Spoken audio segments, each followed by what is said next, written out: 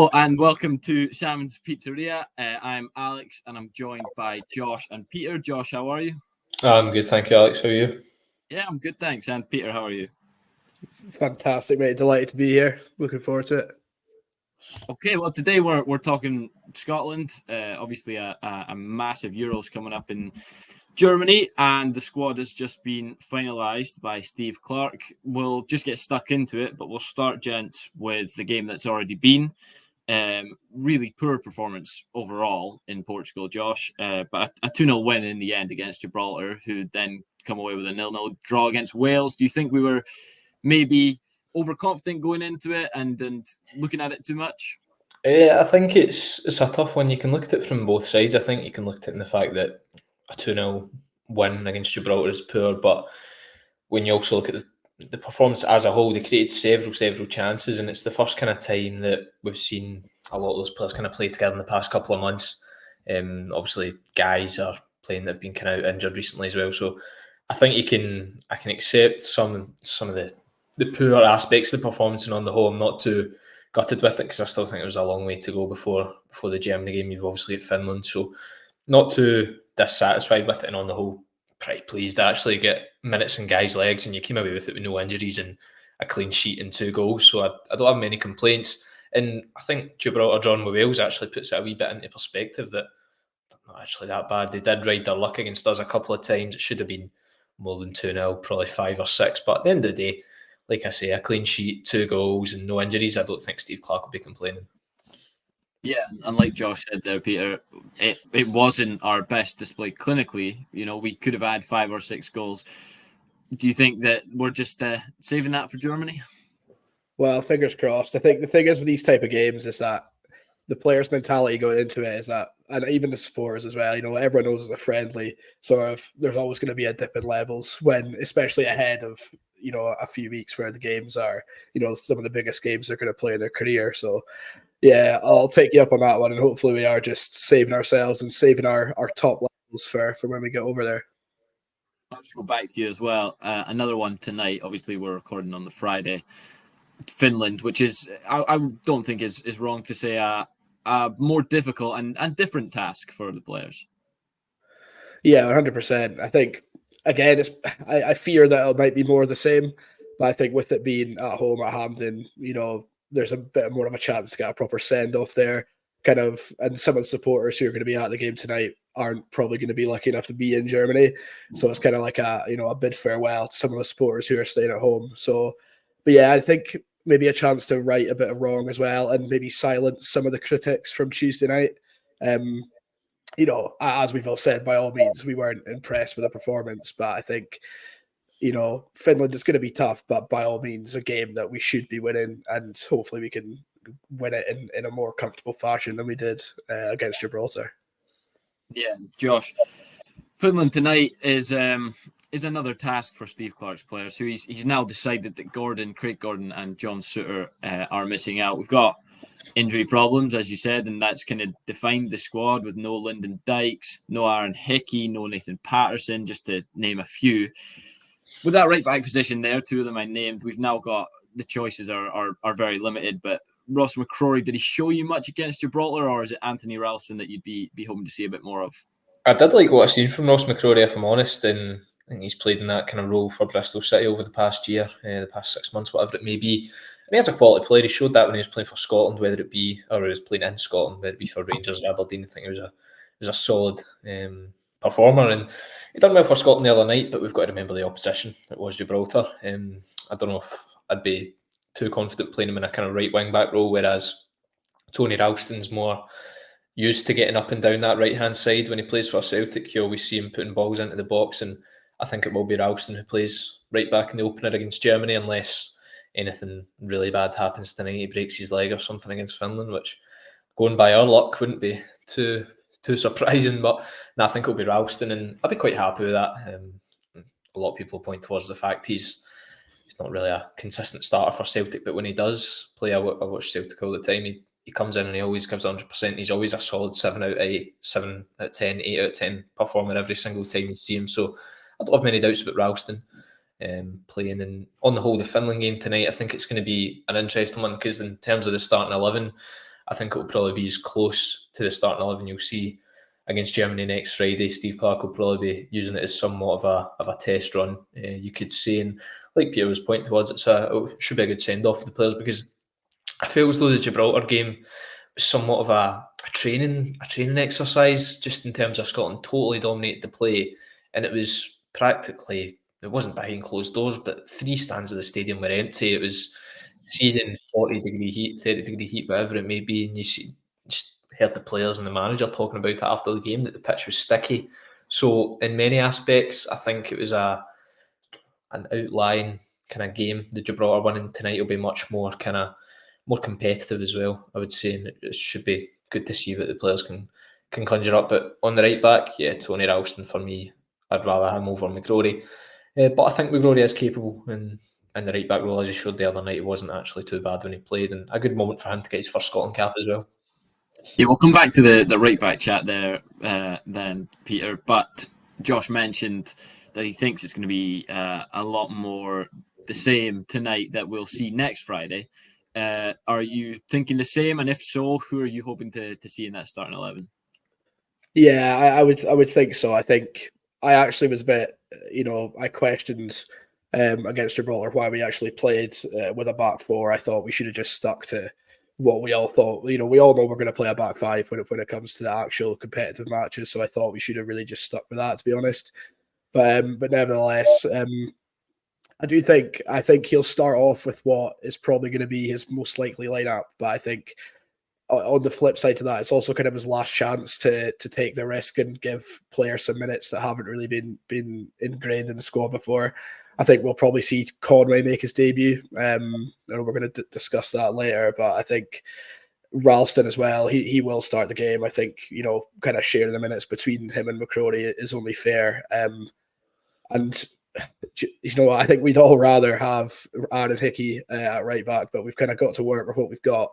So he needs minutes, and hopefully he can show Steve Clarke that he'll be up for the task when it comes to facing up against whether it be Musiala or who knows. But it's quite a daunting prospect. Yeah, you're not wrong. And yeah, Josh, a couple of players you've obviously seen a lot of. I mean, first of all, we'll touch on Ben Doak, who's missing out. The story of kind of our Euros is through injury. A brilliant player, but he's obviously not got any Scotland minutes under his belt, and this would have been his first call up.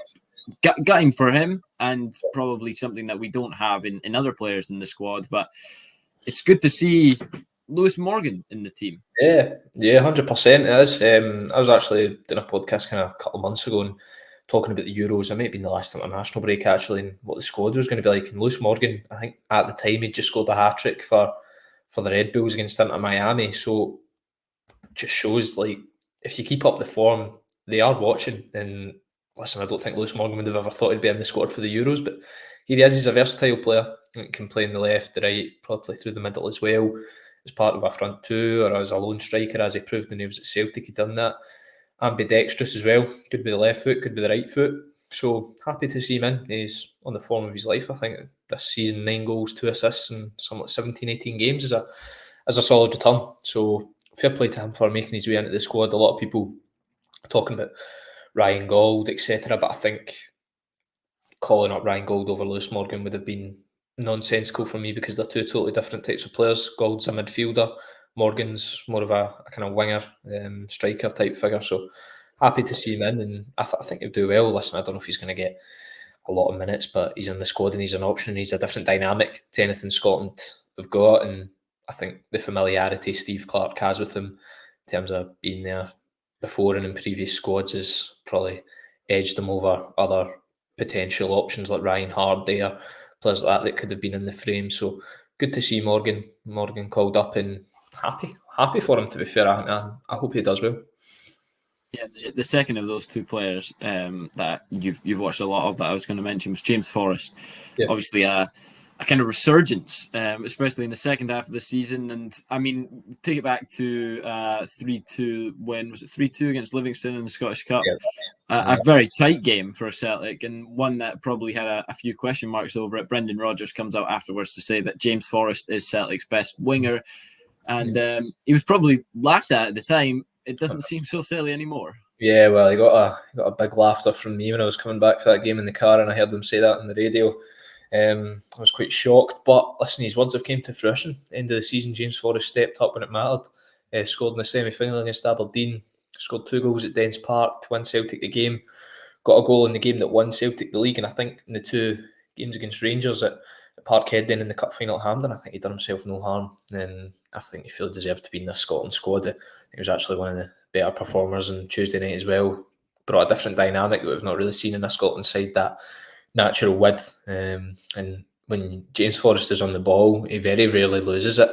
If you actually watch him, he very rarely makes a bad pass, and he's a quality player, and he's done it for Scotland before, whether it be scoring hat-tricks and coming in. But it's just mental that his last cap was at the last Euros, and it just shows if you put in the work and you play well, that you'll get called up and you'll get recognised. And absolutely delighted for him, because as a guy, he's just so humble. I was speaking to him after on Trophy Day when Celtic won the league, and on that day, I think he became the second or third most decorated player in the club's history. And when you ask him about it, he's just so modest. And he's such a great, humble guy, and absolutely delighted for him to be in this squad. I don't know whether how he's going to fit in, if Clark's going to. I doubt he's going to start him, because Forrest is a natural winger, and we don't really play with wingers. So maybe he comes on as an impact sub in games. I don't think he's capable of 90 minutes, 60 minutes max, but he's someone else you can call upon. And I think having that 26-man squad over the 24, he's one of the guys that have certainly benefited from that. Yeah, I guess, Peter, this is why I wanted to wait the right back question for you. It's been kind of brought up. James Forrest might be one of those players that could play in that position. Yeah, I mean, he has played there before, but as Josh said, could he really go and sustain it for 90 minutes, game after game after game, when the games are so, high intensity and so important to us? I would question that. But I feel like Steve Clarke does have a bit of trust in him, to bring him back into the squad, as you said, Josh, after his last cap was at the last Euros, is pretty mental. I didn't actually realise that. So, I think when people talk about James Forrest, they always say he's one of these guys who he gets his head down, he does his work on the training pitch. There's no, there's never any big headlines about James Forrest and stuff like that. And I think that's a good thing. It is a risk. I think I wouldn't be opposed to it. Probably not against Germany. I would say we probably shouldn't do it then. But I think if if we have a couple of points on the board, or we're looking, if it's a last ditch attempt, then I don't see why not. But I think it's more likely that him and Lewis Morgan would probably be used as impact subs if we were chasing the game. You can change the shape to a back four, bring those 2 guys on, and they're going to get the opposition fullbacks. But yeah, no, I wouldn't be inclined to start him at right wing back. But I'm sure all these things will be playing in the mind of Steve Clarke, because you never know. Yeah, Josh brought up Ryan Gauld, obviously, who has been kind of touted for a while now, and it turns out that Steve Clarke does know the MLS exists, but has gone for Lewis Morgan instead. Where do you kind of sit on that debate? Yeah, it's tough. I'm not sure. I'm not going to sit here and pretend that I'm an avid MLS watcher. So I haven't watched either player play, since they both played in Scotland. But I think I'm slightly sick of the Gauld chat. I think it's been, a good 2 or 3 years, and people have been Gauld this, Gauld that. He scored this many goals, but I think if it was going to happen, it was going to have happened by now. I think he's definitely not helped by the quality we have in midfield. And of course, that's even taken into account guys who aren't in the squad as we speak, guys like Lewis Ferguson. I think he's always going to struggle to break in. And even if he was to get in, let's be frankly honest, he's not going to play many minutes. I think I'm with Josh, and that it's wiser to bring Morgan purely because of his versatility. I think someone like Gauld, having never been involved in a squad before, it's just, he might have issues settling in, even like getting on with the other guys there is a bit of an issue. Whereas Morgan knows, probably all of these guys in the squad. I don't know. I think the uproar about Gauld is a bit, I don't know. I think it's a bit naff, to be honest. I think, yeah, he's a good player in his own right, but I think we're good enough that we can be calling up players from, the English Premier League, guys who play for Man United, Arsenal, whatever, blah, blah, blah, instead of, having to rely on these guys who've gone overseas. And like I said, he's a good player, but it's not for me. Yeah, no, that's a fair point, and I think I probably agree with the pair of you that I would go for Lewis Morgan. Something that was brought up to me was that he is a guy who, even since announcing the provisional squad, we've lost a striker in Lyndon Dykes and now a winger in Doak. He can play both of those positions, so he probably was, or most definitely was, the right choice because it gives it a bit of versatility. And I'm going to bring it back to the right back chat. I think that this one is just never going to end. But another player, and it's purely because of the versatility, is Ryan Jack. So we'll go to you first, Josh. Ryan Jack is a guy who has probably played about 5 minutes of football this season, and isn't isn't known to be able to cope with 90 minutes. Another person made of glass in this Scotland squad, but he did look all right against Gibraltar, although it was Gibraltar, and he has been decent for Scotland over the years. Yes, it's interesting to see him. Obviously, looks like he'll be going to the tournament now. That we've seen the two players who are going to drop out. So he very rarely lets Scotland down. I've not really seen him have a stinker in a Scotland jersey. But like you say, the injury issues, chocolate knees, whatever it may be, I very rarely see him play for Rangers. Probably seen him more play for Scotland over the past 2 years than I have seen him play for Rangers, which probably says a lot about his fitness. He's an option in that midfield. Are you going to be calling upon him? Hopefully it doesn't get to the stage where you're calling on someone like Ryan Jack. But like I said, going by our luck with injuries, you never know. So he's an option in there. And like I say, it doesn't really let Scotland down. But if you're fighting for your life and try to get out the group, do you want to be relying on someone like Ryan Jack? Probably not for me. Fair enough, Peter. I'll just take the same question to you. A player like Ryan Jack, who, as Josh described him, has chocolate knees. Do you think there was somebody else that you would have taken over him, or is this just showing how kind of unlucky we've been with injuries already? Yeah, I don't know. I think there's always. I think I'm someone who would have liked to see a few different call ups just for a bit of excitement. See a couple of unique names in there. I was hoping someone like a Danny Armstrong might have been called up. Obviously, he's been on fire this season. So I was kind of hoping maybe Clarke would go down that route. Obviously, with the extra few men he's been allowed. But by all means, Jack's a quality player. He's really tidy on the ball in midfield, and he's probably the most similar to the likes of that Callum McGregor if you want someone in there to keep things ticking. So I think for that reason, that's probably why he's in there. But yeah, I think wanting to be exciting, I would have gone for another attacking option because why not? Because we can. But yeah, no, I think you can't really go wrong. Again, it's going back to that kind of thing with Lewis Morgan, that he's a guy who's been in the squad multiple times before. He's got connections with the players in there. And again, I think Clarke trusts him, and as Josh said, he's been fairly trusty in a Scotland shirt over the years. So yes, can't really complain. Fair enough. So, well, we've talked on probably more of the controversial 50-50 player decisions. Josh, what do you think Scotland need to do at the Euros in order for it to be classed as a successful tournament? I think they need to get out the group.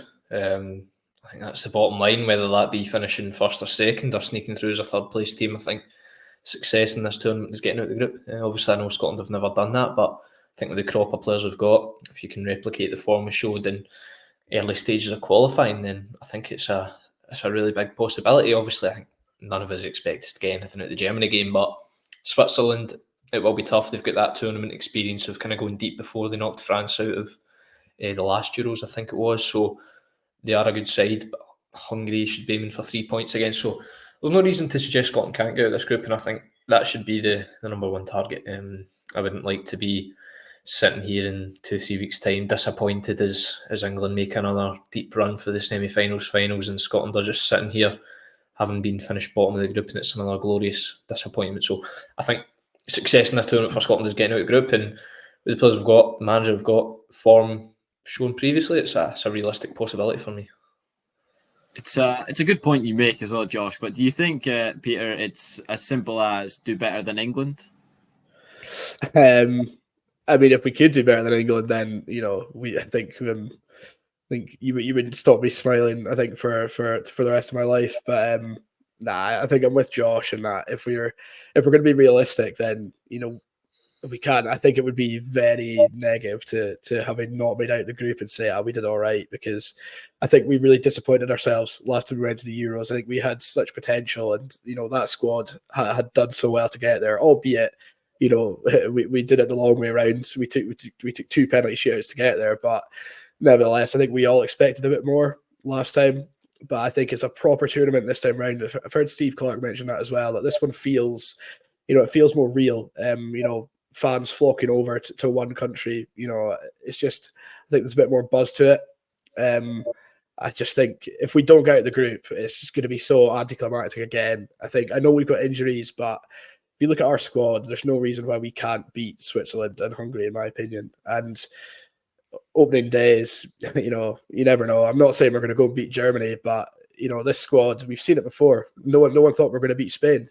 No one thought we were going to beat Norway over at their place.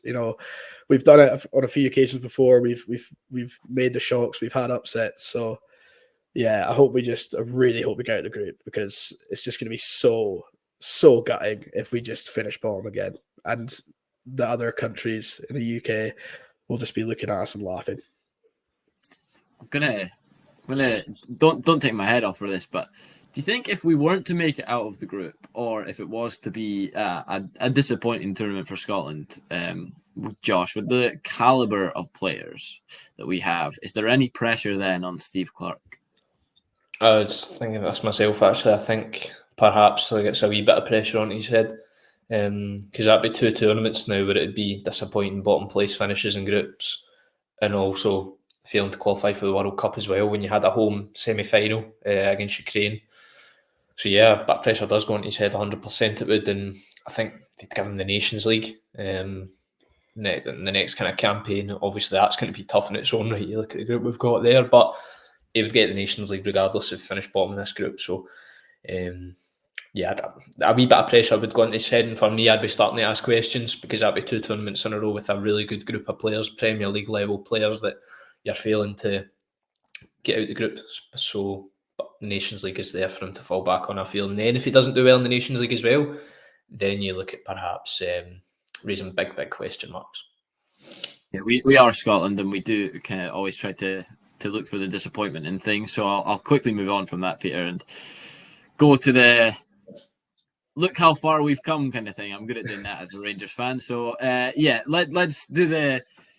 It's been a while. Well, obviously it's only been the 3 years now, but it's been a while since we've been in a tournament, let alone back-to-back tournaments or back-to-back Euros. How good has Steve Clarke been for the country when we had realistically a period of manager after manager and no settledness at all? Yeah, he's been nothing short of unbelievable. I think you run out of superlatives to describe, how well he's not only transformed the squad itself, but actually, I would go as far as saying the country as a whole. I mean, if you just go as far back as 4 or 5 years ago, and watch highlights from some of the games, Hampden's half empty. You'd be lucky if there was even 50% capacity filling Hampden to go and watch Scotland. And I think Steve Clarke, it took time. Yeah, it definitely took time for people to get behind him. But qualifying for 2 tournaments after having not done it for in a whole generation, let's say, is really impressive.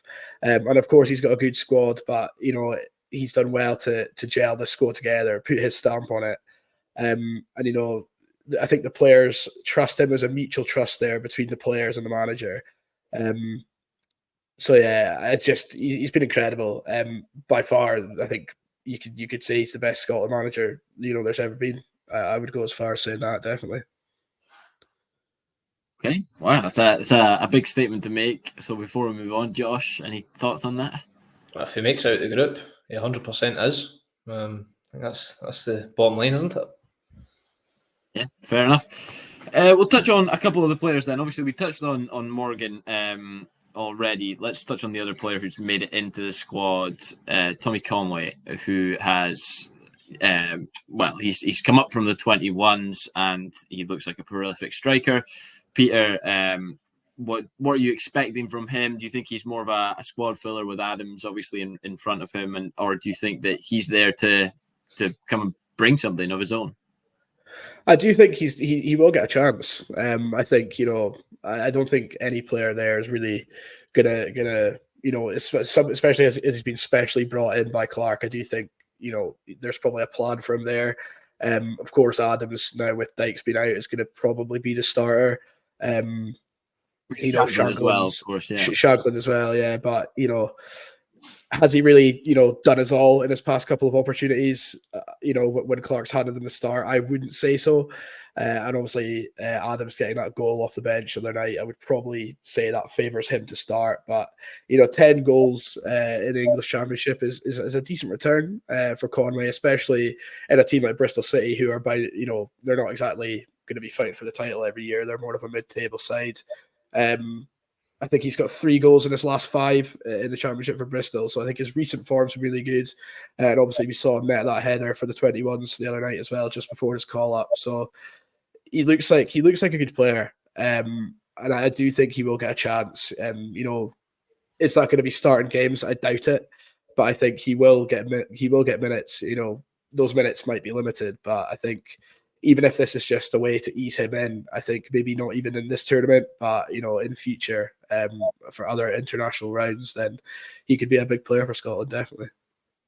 Yeah, I'm just going to go straight back to you here. I want a one-word answer for this one. Shankland, underrated or overrated? Oh,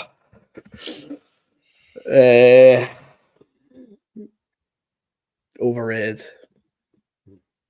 Josh, yeah, I'm going to bring the same question to you because there was a lot of talk, especially kind of mid-season and towards the end of the season, of course, because he has had a lot of goals in the Scottish League for Hearts. But he for Scotland, we're yet to see it really, and I think his first goal first international goal came against San Marino. In the last couple of games, he's looked like he runs in slow motion. He's not really done a lot for Scotland.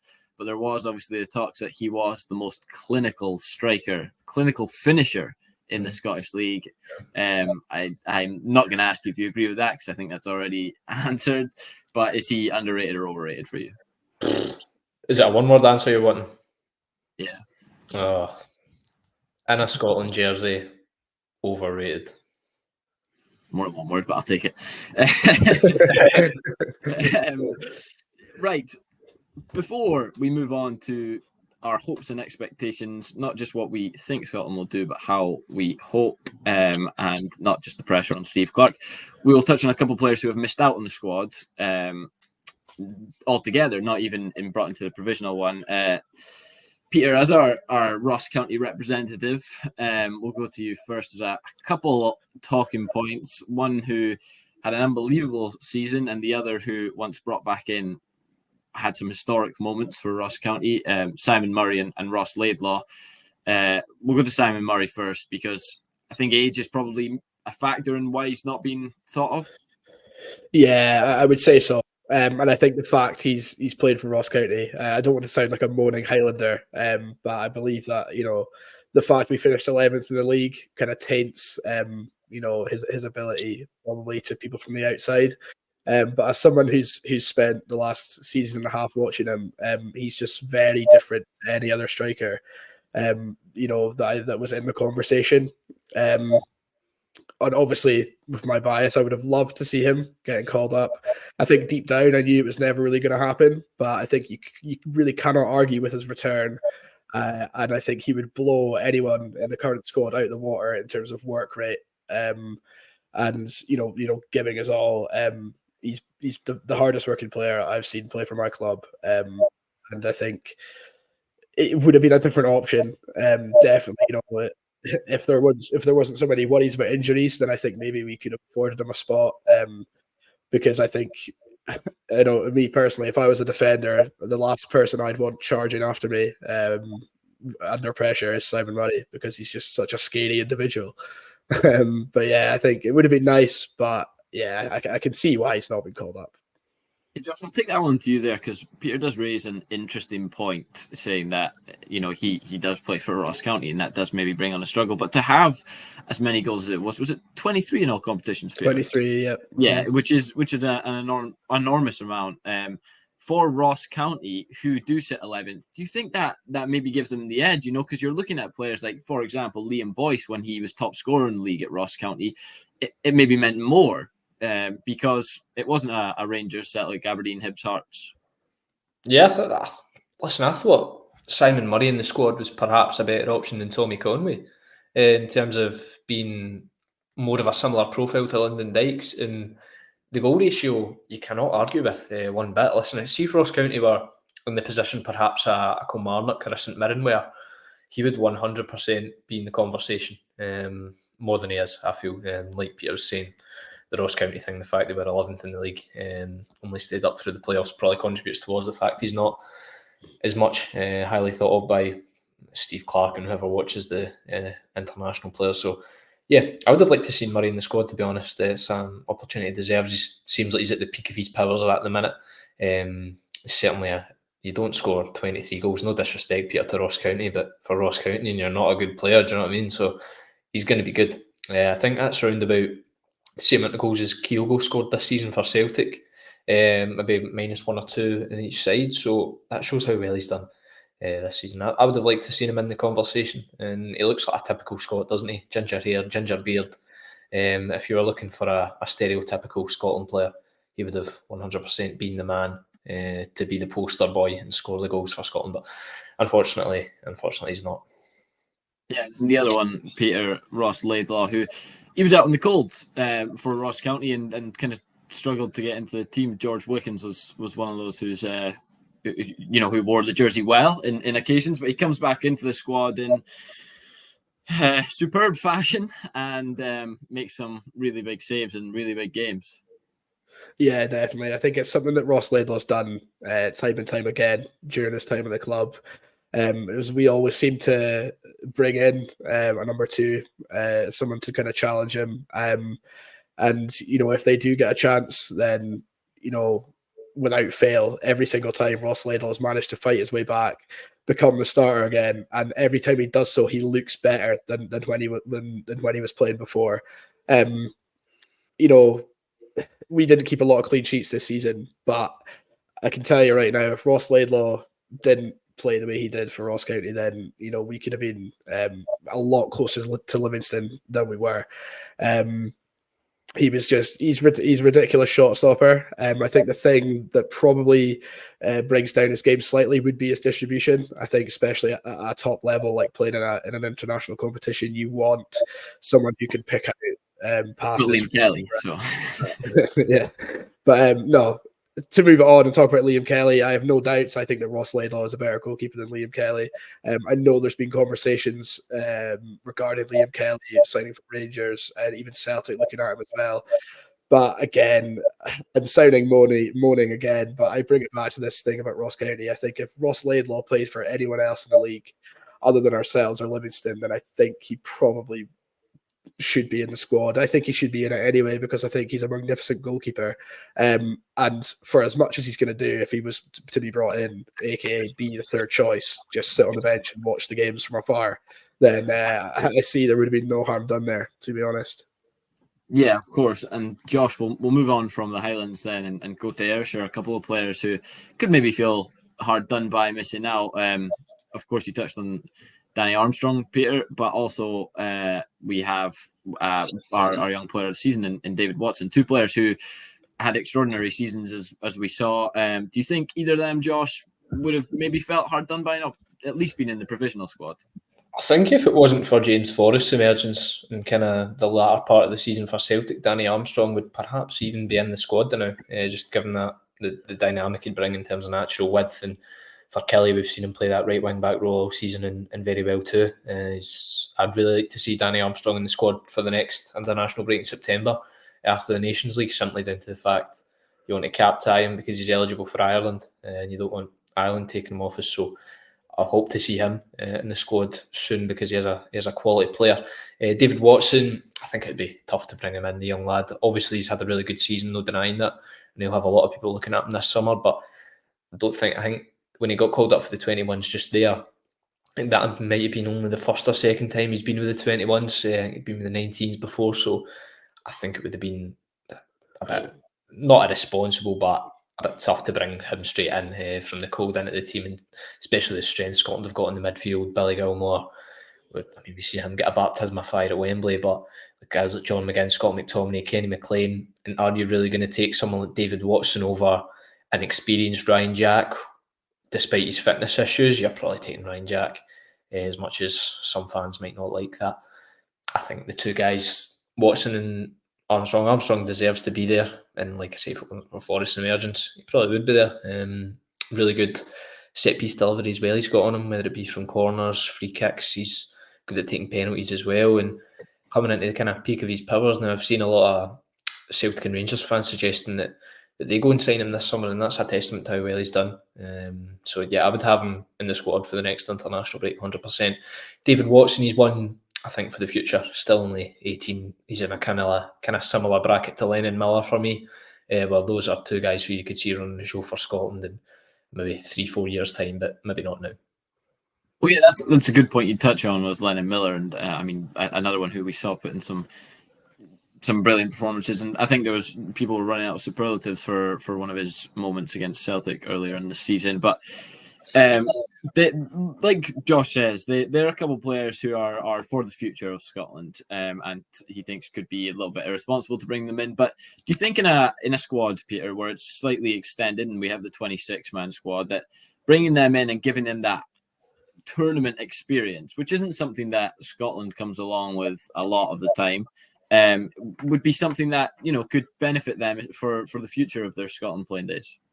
100%. I definitely think so. As Josh touched on there, like what happened to Billy Gilmore, I don't think anyone really expected him to get many minutes, but then there was a couple of injuries. He came in against England and he was man of the match, and the rest is history, basically. So you never know.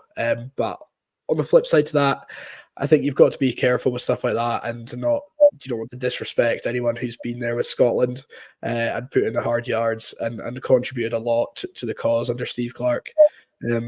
Guys like Kenny McLean, although he's not started a lot of games for Scotland, he's been vitally important. And, just for example, say if he was to miss out on a place for one of these other younger guys, I don't think that would go down too well, to be honest. Fair enough. And okay, before we move on totally from players individually, we'll touch on the two that just have missed out on the final squad. Craig Gordon, first of all, who's fairly fair enough. He's come back from a big injury this season and had to compete with Zander Clark for the number one shirt at the tail end of the season there. Would either of you had him in over the couple of keepers that we've got as backup? To be honest, I'd have probably had him in over Liam Kelly, just given his experience and the fact he's probably not going to play. You're realistically not going to have to call upon your third choice goalkeeper. And even if you did, I still think Gordon's a better option than Kelly. Although Kelly's distribution might be good, I think he's very prone to a clanger here and there. We've seen that for Motherwell in the Cup away at Morton. So, yeah, I'd like to see Craig Gordon go ahead of him, but in the day, it doesn't make much of a difference because they're not going to play anyway for me. Yeah, Peter? Yeah, 100% with Josh. I'll keep it short. Yeah, I completely agree. Would have had him in over Kelly, definitely. And then we'll go on to John Souttar. Obviously, he's missed out. Another injury-prone player, and I suppose we can only take so many. But would you have liked to see him in the squad, Peter? To be honest, it doesn't really pick me up nor down. John Souttar being in or out. I would kind of bracket him, alongside Liam Cooper in that they're useful. They've been good in parts for Scotland in certain games, but I don't think they're going to be near starting, to be honest. I think Souttar, he's been okay for Rangers this season. I don't think he's had his best season. And obviously, as you mentioned, someone who's very much plagued by injuries. Has that played a part in Steve Clarke's mind? Potentially. I don't think it's that big a factor considering we've just chatted about guys like Ryan Jack. But yeah, I think it's sad for him to miss out because I think there is a great centre half there, but I just think he's maybe not shown it on enough occasions this season. Yeah, that's it, Josh. Obviously, you'll have seen Rangers, and in the big games this season against Celtic, he's been quite hit or miss, John. So, do you think that it's probably a fair reflection on his season to just miss out? I would say so. I think it's a bit tough given it's probably the one season at Rangers where he's actually played a decent amount of games in abundance, and to have him dropping out when you've got someone like Grant Hanley in the squad who's played just 10 times for Norwich this season is a bit tough. But when push comes to shove, I'd rather have Grant Hanley over John Souttar at the end of the day. So yeah, listen, it's tough for him to lose out in the squad. He's scored for Scotland against Denmark a couple of years ago. He's put in some big performances before, but at the end of the day, I'm not, like Peter said, I'm not going to be losing sleep over it. The way I was probably losing sleep over Lyndon Dykes being out for the Euros. So at the end of the day, it's not a big of a deal. You've got other guys like Ryan Porteous, Jack Hendry, Scott McKenna, who's playing Champions League with Copenhagen, who are more than able in that position. Yeah, of course. Yeah, fair enough. I think personally, I would take Souttar over Cooper. Just a personal preference, I guess, because I've watched a lot. I've seen the good and the bad, but I feel as if maybe he's been let down by his centre half partnership and a bit of unsettledness at Rangers because there's not really a set partnership there, especially now, even with Clement kind of raising question marks over Connor Goldson. So yeah, I think it's a tough one, but I would have maybe just edged him in over Liam Cooper. Anyways, we'll move on fairly quickly from that to our hopes and dreams of taking home that Euro trophy. But we'll start with the first game, the Friday night game against Germany, and we'll go for a couple of score predictions. So I'll go to you first, Peter. Let's ask for a score and a Scotland goal scorer if you're going to give us one. Yeah, okay. Well, I've done a fair amount of moaning on this podcast, so we'll change it up. I'm going to bring some positive vibes, and I think, the pressure might get to Germany. They've got a lot of young players in that squad, and I think we can go out and get at them early on. They might get a bit rattled. Big Scotland support in the background and throughout the weeks, I'm sure. So I'll go 1-0 Scotland. I think we'll sneak it out of the death. And I would say goal scorer. It's tough, but could be anyone. But we'll go for the skipper, Andy Robertson. Fair enough. Before I come to you, Josh, then I'll play devil's advocate here, and I'll go. I think we're going to narrowly miss out. I think we're going to give them a good game, and I think it's going to be a really tough one. But I think Germany are going to nick it. I'm going to go 3-2. I think Scotland are going to put in a strong performance, and I'll go for Scott McTominay as my Scotland scorer. So, Josh, take it away. I'm going to be probably the worst result so far. I'm going to say 3-1 Germany. I think Scotland are going to go 1-0 up, and we'll all be dreaming a John McGinn goal. Then Germany will kind of show that class and pull through, and maybe be 2-1 up going into the last 5-10 minutes. We're maybe looking at sneaking an equaliser, and then they go and get one in the break to make it 3-1 and break our hearts. But at the end of the day, if you lose a Germany game, it's not the end of the world. It's kind of a free hit for me. You've still got 2 games against Switzerland and Hungary to bring it back. Yeah, I'll just stick with you on those before we finish up. First of all, you've already said what your kind of rough expectations of what you'd want to see from us, but what, given the circumstances, are you expecting to see? Do you think it's a second place, third place finish in the group? Expectations, second or third, I don't know. I think it's a tough call because kind of 4 or 5 points you could easily, it's really difficult to tell. I'm going to go for a Scotland third place finish with 4 points and Scotland to get through as one of the best third place teams. And from there, it then becomes a very difficult tournament, Josh. How far? Let's be kind of realistic here. How far can Scotland go? I think last 16, potentially quarterfinal, depending on who you get in the last 16. Like if you get one of the giants, I think that should doomed. But say you get someone like, I don't know, a Croatia that's bit getting to the end of their kind of sell by date with those guys, or whether it be a Belgium or someone like Ukraine, I think there's a realistic possibility you could go through, especially in tournament football. We've seen it with Wales all the way back in 2016, where if you're riding on that high of a wave, you can, goodness knows where it can take you. So All it depend on who Scotland get in the last 16 if they get there in the first place. For me, and if they get a decent draw, then who knows what can happen. Peter, are they going to make it to the last 16 at least? I would like to think so. Whether it be a second place or third place. I think third place probably is more likely. I do think, Hungary and Switzerland have both been in fairly decent form in their qualifying. And they're no bums by any means. They've got good players and, they will test us. How far are we realistically going to go? I think I'm probably with Josh. I think we'll be very lucky if we make it out further than the last 16. But like you said, so it's the luck of the draw. It really is. You never know who we could get. Perfect. Right. Okay. Well, I'll see you all when we win the Euros. But until then, thank you very much for joining me, Josh and Peter, and having a great chat over the Scotland squad. Obviously, the game tonight against Finland. Either of you going? Yep. Sadly not. Any expectations for tonight, Josh? I mean, this will be going out afterwards, but any score prediction? I'll say I'll go 2-0 Scotland tonight, same as the Gibraltar game. Fair enough. Peter? I go 3-1. I think we'll be more clinical. Hopefully we'll see a nice strong start in 11. But I'm really looking forward to seeing hopefully a couple of guys get some minutes like Ralston and Conway. So yeah, fingers crossed. Either of you heading over to Germany at all? Yes, I'm going again. Again. Oh man, I got one for the ticket for the Hungary game. So games on the Sunday. I fly in on the Saturday and I leave in the Monday morning at 6 o'clock in the morning. So if we go through against Hungary, I don't know if I'll make my flight. Yeah, fair enough. Well, yeah, like I said, thank you very much for joining me, gents. And it's all fingers crossed and touch wood ahead of the Euros. We are going to be covering it as much as we can and talking about all the talking points. I'm sure there'll be plenty with Scotland. So, yeah, thank you very much for tuning in. And hopefully you guys will be watching us again next time.